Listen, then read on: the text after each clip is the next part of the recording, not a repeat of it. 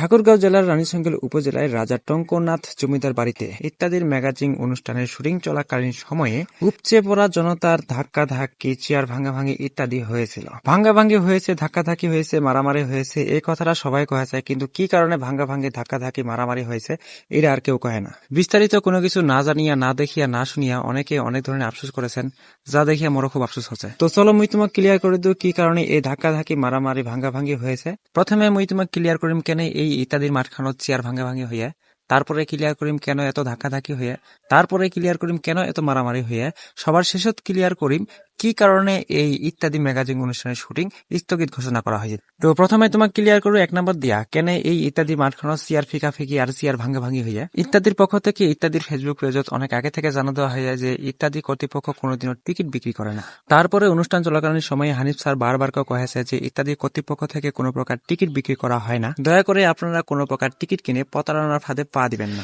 এখন কথা আছে, একটু খবর নিয়ে দেখেন, আশেপাশের বহু মানুষ 200 টাকা, 500 টাকা, 1000 টাকা, 1500 টাকা দিয়া টিকিট কিনছে। গুরুত্বপূর্ণ কথা হচ্ছে যে হানিফ সংকেত বারবার কয়েছে এবং ইত্যাদির পক্ষ থেকে তারা তাদের ফেসবুক পেজে, ওয়েবসাইটে কয়েছে যে ইত্যাদির কর্তৃপক্ষ কোনোদিনও টিকিট বিক্রি করে না। তাহলে আমার ঠাকুরগাঁও জেলার রানীশঙ্কল উপজেলার রাজা টঙ্কনাথ জমিদার বাড়িতে ইত্যাদির জন্য এখানে কিসের টিকিট বিক্রি হচ্ছে, এই প্রশ্নটা কিন্তু সবার মনে থাকার কথা এবং থাকিবে।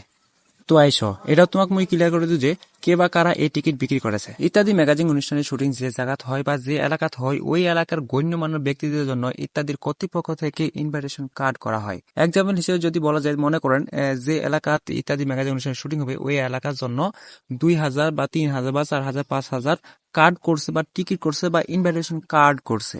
এই ইনভাইটেশন কার্ডলা ওই এলাকার বা ওই জেলার গুরুত্বপূর্ণ ব্যক্তিবর্গকে দেওয়া হবে এবং একখান কার্ডের জন্য একজন করে মানুষই আসবে। এখন একটা গুরুত্বপূর্ণ কথা হচ্ছে যে হানিফ সংকেত বা হানিফ স্যার বা ইত্যাদি কর্তৃপক্ষ তো আমার ঠাকুরগাঁও জেলার গুরুত্বপূর্ণ ব্যক্তিবর্গ বা জ্ঞানী ব্যক্তিবর্গকে চিনে না। যেহেতু ইত্যাদি কর্তৃপক্ষ আমার ঠাকুরগাঁও জেলার গুরুত্বপূর্ণ ব্যক্তিবর্গকে চিনে না, সেহেতু তারা এই কার্ড একজন একজন করে দিতে পারবে না। এখন এই ইনভাইটেশন কার্ডগুলো দেওয়ার জন্য যে কোনো একটা মাধ্যম ব্যবহার করবে। সেই মাধ্যমটা হতে পারে কোনো এক রাজনৈতিক দল বা প্রশাসন বা প্রভাবশালী কোনো দল বা প্রভাবশালী কোনো ব্যক্তি। মনে করেন ইত্যাদি কর্তৃপক্ষ থেকে ওই প্রভাবশালী ব্যক্তি বা ওই রাজনৈতিক দল বা প্রশাসনকে বললো যে এই 3000 বা 5000 ইনভাইটেশন কার্ড আপনাদেরকে দেওয়া হলো, আপনারা ঠাকুরগাঁও জেলার গুরুত্বপূর্ণ ব্যক্তিদেরকে দিয়ে দেন এবং আমন্ত্রণ জানান আমাদের ইত্যাদি ম্যাগাজিন অনুষ্ঠানের শুটিং উপভোগ করার জন্য। এখন এটা হচ্ছে গুরুত্বপূর্ণ কথা, যারা এই কার্ডগুলো নিল ঠাকুরগাঁও জেলার গুরুত্বপূর্ণ ব্যক্তিদেরকে দেওয়ার জন্য, তারাই আবার কি করলো, তাদের নিচের যে কর্মকর্তা থাকবে তাদেরকে কিছু কার্ড দিল যে তোমার আন্ডারে আমি মনে করি 100 কার্ড দিলাম, তুমি এই 100 কার্ড ঠাকুরগাঁও জেলা বা তোমার এলাকার গুরুত্বপূর্ণ ব্যক্তিদেরকে দিবা। এখন ওই ব্যক্তি আবার কি করলো, তার নিচে যে কর্মকর্তা আছে তাকে আবার 10টা কার্ড দিল। এই 10টা কার্ড দিয়ে বললো যে তুমি তোমার এলাকার গুরুত্বপূর্ণ ব্যক্তিকে এই একটা কার্ড দিবা, যাতে তারা ইত্যাদি ম্যাগাজিন অনুষ্ঠানের শুটিং দেখতে আসতে পারে। এখন কথা হইতাছে গিয়া এই এতগুলো স্টেপ পার হইতে হইতে অনেকে অসাধু মানুষ আছে, তারা আবার কি করে এই ইনভাইটেশন কার্ডগুলো নিয়ে বিজনেস শুরু করে দেয়। দেখা যায় কারো কাছে 200 টাকা বিক্রি করছে, কারো কাছে 300 টাকা বিক্রি করছে, কারো কাছে 1000 টাকা বিক্রি করছে, এমনকি শোনা যায় যে 1500-2000 টাকা পর্যন্ত এই টিকিটগুলো বিক্রি করছে। এখন হ্যাঁ রে ভাই, কথা হইতেছে গিয়া ইত্যাদি কর্তৃপক্ষ বা হানিফ সঙ্গে ছাড় তো দিছে এগুলো ফ্রি মাগনা ইত্যাদি অনুষ্ঠান বা ইত্যাদি শুটিং উপভোগ করার জন্য, তাই আপনারা এবার এই টিকিট নিয়ে কিসের বিজনেস শুরু করে দিচ্ছেন। যাই হোক, এখন কথা হইতেছে যারা টাকা দিয়ে টিকিট কিনছে তারাই মূলত এই চেয়ার গুলো ভাঙ্গাভাঙ্গি করছে, কারণ চেয়ার গুলো ভাঙ্গাভাঙ্গি হয়েছে মিডিল পর্যায়ে, যেখানে মানুষ চেয়ার নিয়ে বসা ছিল, আর যারা টিকিট কাটে নাই তারা মূলত বাউন্ডারির বাইরে দাঁড়াইয়া দাঁড়াইয়া দেখতেছিল। এখন যারা বাউন্ডারির বাইরে দাঁড়াইয়া দেখতেছিল তারা তো কোনোদিনও এই চেয়ার ভাঙতে চাইবে না, মূলত চেয়ার তারাই ভাঙছে যারা অতিরিক্ত টাকা দিয়ে টিকিট কিনছিল এবং এই ইত্যাদির ম্যাগাজিন অনুষ্ঠানের শুটিং শান্তি মতো উপভোগ করতে পারে নাই। এছাড়া এ ফাঁকে আবার হট্টগোলের কারণে ইত্যাদি ম্যাগাজিন অনুষ্ঠান স্থগিত ঘোষণা করা হয়েছিল, যার কারণে যারা অতিরিক্ত টাকা দিয়ে টিকিট কিনে চেয়ার কিনছিল তারা ক্ষুব্ধ হয়ে মূলত এই চেয়ার গুলা ভাঙছে। এই বিষয়ে কোনো সন্দেহ নেই এবং এটা ঝকঝকে মিনারেল ওয়াটারের মতো ক্লিয়ার। এছাড়াও আরো কিছু চেয়ার ভাঙার কারণ হইতেছে গিয়া যারা টাকা দিয়ে টিকিট কিনা চেয়ার কিনছিল তারা ভালো করে দেখতে না পাইলে চেয়ারের উপরে দাঁড়ায় দেখতেছিল। এই জন্য পিছনে যারা মানুষ আসছিল দাঁড়ায় দাঁড়ায় দেখতেছিল, এই উঁচু হওয়ার কারণে তারা ঠিক মতো দেখতে পাচ্ছিল না। অনেকে আবার কি করতেছে, চেয়ার ভাঙ্গা চেয়ারের খুঁটি দিয়ে তাদেরকে ঝাঁটা মারতেছিল। তো আমার মনে হইতেছে এই জন্যই এই চেয়ার গুলা ভাঙ্গা হয়েছে।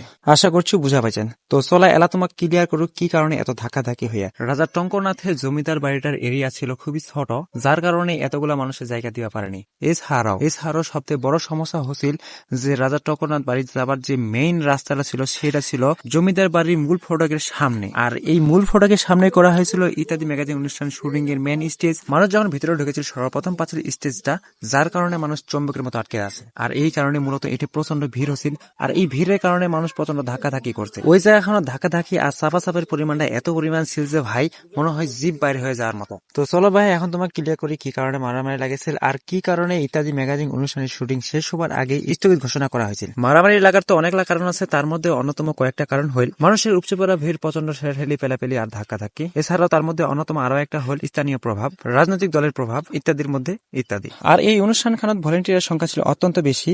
তারা সামনে থেকে দাঁড়াইয়া মানুষদেরকে বসতে বলতেছিল। তারা যে দাঁড়াইয়া ছিল পিছনে মানুষ দেখতে পাচ্ছিল না, এই জন্য মানুষ আর বসতে চাইছিল না, বারবার দাঁড়ায় যাচ্ছিল এবং আরো প্রচন্ড ধাক্কাধাক্কি আচাপাচাপি করতেছিল। এই জন্য কিছুক্ষণ পর পরে আবার বিভিন্ন ধরনের গোলযোগ সৃষ্টি হচ্ছিল। আর সত কথা বলতে কি ভাই, উচিত কথা বললে হাজী সাহেবের মুখ খারাপ। বর্তমান সময়ে মানুষের বাল গানা যায় তো নেতা গানা যায় না। আমার রানীর সঙ্গে রাজা টঙ্করনাথ জমিদার বাড়িতে যে ইত্যাদি অনুষ্ঠান হল, এই অনুষ্ঠান সুষ্ঠুভাবে পরিচালনা করার জন্য এবং সুষ্ঠুভাবে শুটিং খান করার জন্য হানিফ স্যার বারবার করে অনুরোধ করে করেছিল, প্লিজ বসে যান, প্লিজ বসে যান, প্লিজ বসে যান। কিন্তু তারপরে আমার ঠাকুরগাঁ জেলার মানুষ এত নির্লজ্জ উনার কথাকে আমরা কোনো মূল্য দেই নাই এবং মানুষটাকে আমরা বিন্দু মাত্র সেদিন সম্মান দিতে পারি নাই। উনাকে প্রচন্ড অসম্মান করা হয়েছে, এই বিষয়ে কোনো সন্দেহ নাই। শুধু তাই নয়, আমার রানীর সঙ্গে উপজেলার বিভিন্ন নেতাকর্মী এবং জ্ঞানী ব্যক্তিরা বারবার করে অনুরোধ করে বলছিল যে ভাই আর চুপ হয়ে যান, আপনারা এই ধরনের গোলযোগ সৃষ্টি করবেন না, আপনারা বসে যান। বারবার করে অনুরোধ করে বলছে, আপনাদের হাত ধরে বলতেছি, আপনাদের অনুরোধ লাগে, আল্লাহ দোহাই লাগে, আপনারা বসে যান, বিভিন্ন ধরনের গোলযোগ সৃষ্টি করবেন না এবং সুষ্ঠুভাবে এই অনুষ্ঠানের শুটিংটা পরিচালনা করতে দেন।